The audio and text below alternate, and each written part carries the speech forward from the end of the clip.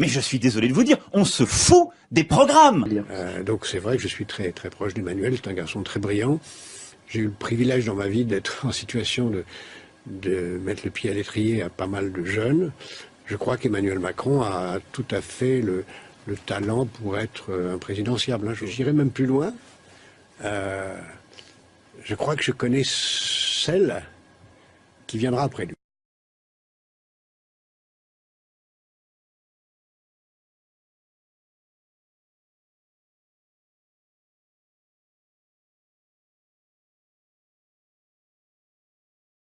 Cet entretien, pour moi, a été la révélation immédiate. Ce jeune trentenaire avait pas seulement des capacités intellectuelles littéralement extraordinaires. Je lui ai dit, écoute, ne cherche pas plus loin. Considère que tu es fait associé dans cette maison. Ça, on apprend vraiment l'art de la négociation.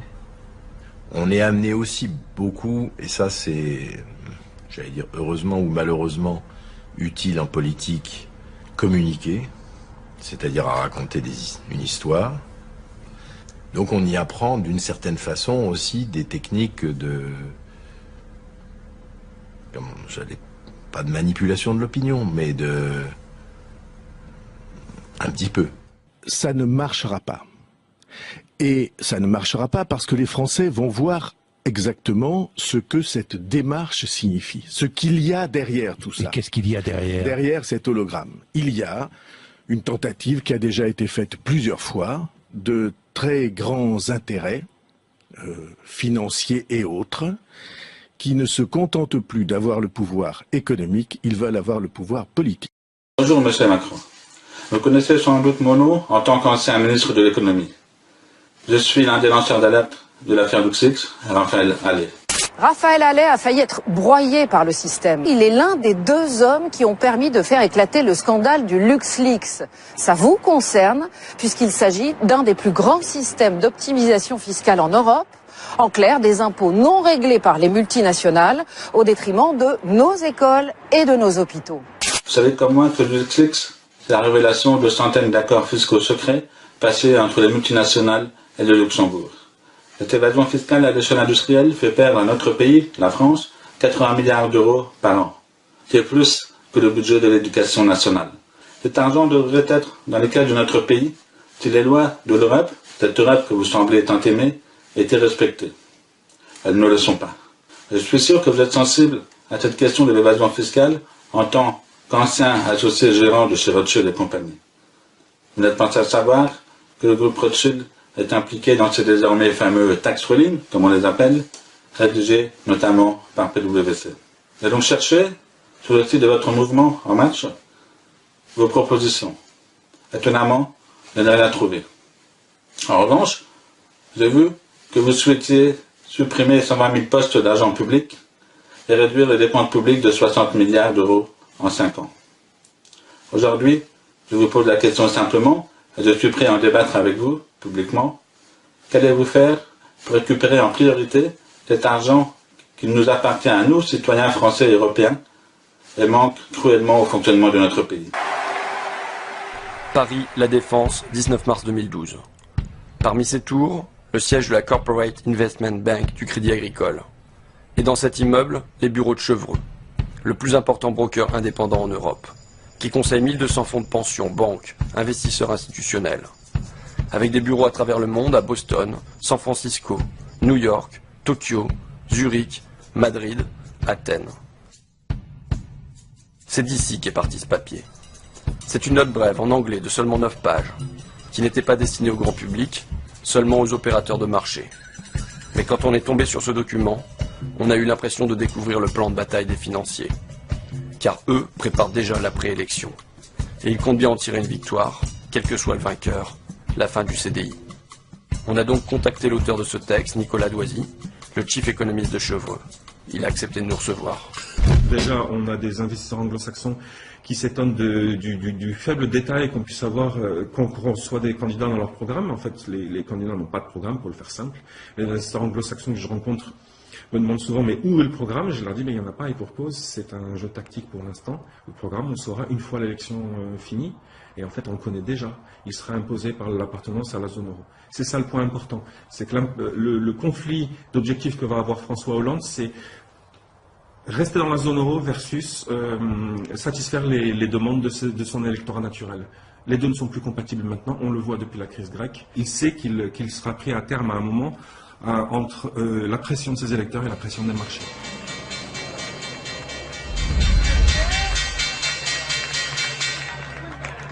C'est regrettable pour François Hollande, mais la nécessité d'une libéralisation du marché du travail est le résultat direct d'une appartenance de la France à la zone euro. Aussi ne peut-on avoir l'une sans avoir l'autre. Vous dites non seulement François Hollande ne va pas tenir ses promesses électorales, mais en plus, c'est lui qui va devoir flexibiliser le marché du travail. C'est lui qui doit remettre en cause ce que vous appelez the famous CDI, le fameux CDI, contrat à durée indéterminée. Qui que soit le prochain président de la République française, c'est un travail qu'il va devoir faire, parce que tout simplement la pression des pairs dans la zone euro, la pression des pairs, c'est-à-dire de l'Italie, de l'Allemagne, de tous les autres pays, quand vous regardez bien, l'Allemagne, au milieu des années 2000, a fait ce genre de réformes, l'Italie, l'Espagne sont obligés de les faire aujourd'hui, la Grèce aussi, quoi la France pourrait-elle s'en dispenser? Ça revient finalement à réduire substantiellement un certain nombre de garanties dont bénéficient jusqu'à présent les titulaires de CDI notamment, et donc à imposer plus de flexibilité aussi sur les travailleurs, les travailleurs français. Juste une question qui me vient comme ça. Vous êtes en CDI ou vous n'êtes pas en CDI, monsieur Loisy? Je suis en CDI, bien évidemment. Voilà.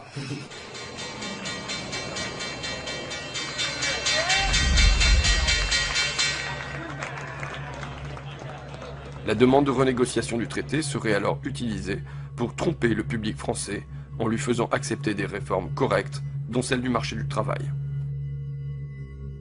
François Hollande dit « Je vais demander la renégociation du dernier traité européen ». Vous écrivez ça. François Hollande il va avoir à naviguer à travers des forces dans la gauche, notamment à cause du référendum manqué de 2005. Et dans cette perspective, vous écrivez « Dans cette perspective, il serait politiquement intelligent que ses pairs de l'eurozone, donc ses partenaires allemands, belges, italiens, ainsi de suite, permettent à François Hollande de prétendre qu'il leur a arraché quelques concessions, même si c'est faux en réalité.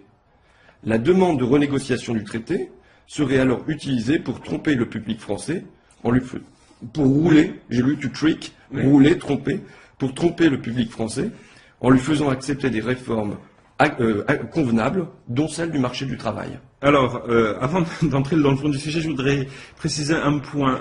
Les gens de marché s'expriment de façon très directe. Donc, le vocabulaire que j'ai pu choisir dans la citation que vous venez de lire paraîtra peut-être excessif à beaucoup de vos auditeurs.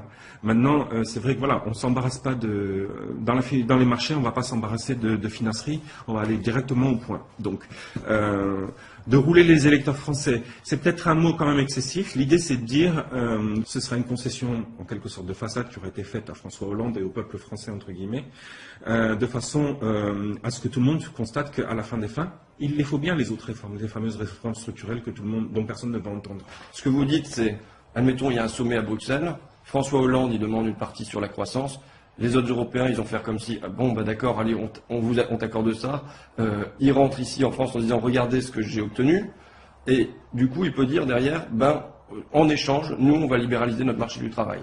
Et vous avez parfaitement compris le sens de mon propos, c'est exactement ça. C'est vraiment une petite mise en scène, c'est un petit théâtre.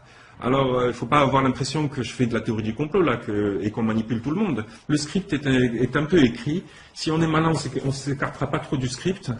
Et de cette façon-là, on arrive peut-être à faire passer la pilule de façon un peu plus simple que ça n'avait été le cas au début des années 80. On s'évitera peut-être finalement d'être un peu ridiculisé comme on l'avait été à l'époque.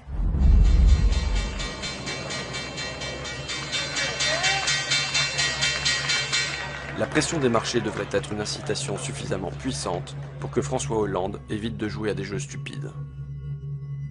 Maintenant, il y a un danger qui se présente, c'est la semaine qui vient de s'écouler, en particulier le week-end qui vient de s'écouler. On voit que Mélenchon est vraiment en phase ascendante. On a bien entendu ce week-end François Hollande qui dit oui, croyez-moi, ça va être du sérieux ma renégociation du traité. Et bien sûr, il est bien obligé parce que avant de gagner le deuxième tour, ceux qui ont connu 2002 savent qu'il faut gagner le premier. Et quand on voit la montée en puissance de Mélenchon, ce qu'on se dit tout simplement, c'est qu'à partir de maintenant, il va bien falloir que Hollande commence à donner quelques gages à sa gauche. Et c'est là que ça va devenir un peu plus compliqué pour lui, parce que les marchés vont commencer à comprendre, vont commencer à le sentir. C'est ça que je veux dire, c'est que le marché ne laissera pas passer de toute façon.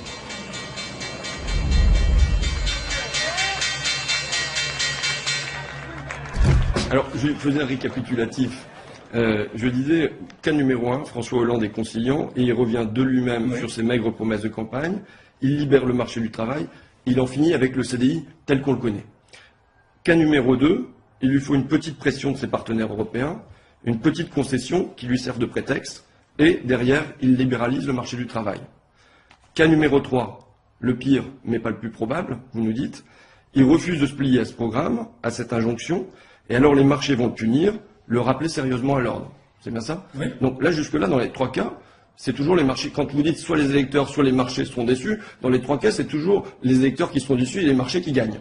Oui, regardez la Grèce, regardez l'Espagne, regardez l'Italie, regardez tout ce qui se passe en Europe depuis 2010. On a bien vu que de toute façon, à la fin, c'est le marché qui l'emporte. Je ne suis pas en train de dire que le marché a nécessairement raison, au sens moral du terme, mais en tout cas, il aura raison factuellement, puisqu'il s'imposera, ça c'est clair.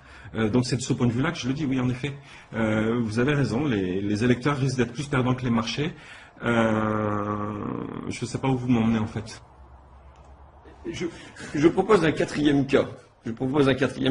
L'irruption du peuple sur la scène de l'histoire. Hier à Paris, la prise de la Bastille. Pardon, la prise de la Bastille numéro 2. Hier à Paris, il y avait, on va pas chipoter, 80 000, 90 000, 100 000, 120 000 manifestants à l'appel du Front de gauche. Si, comme en 1936, on avait une élection qui s'était suivie de mouvements de masse, de manifestations, de grèves. Qu'est-ce qui se passe en Europe? Là, je crois que c'est le gros coup d'angoisse. On va être très clair, c'est avec le gros coup d'angoisse, parce que si, quand les Grecs manifestent, on a déjà une Europe qui se sent sur le point d'exploser, je vous laisse imaginer pour la France.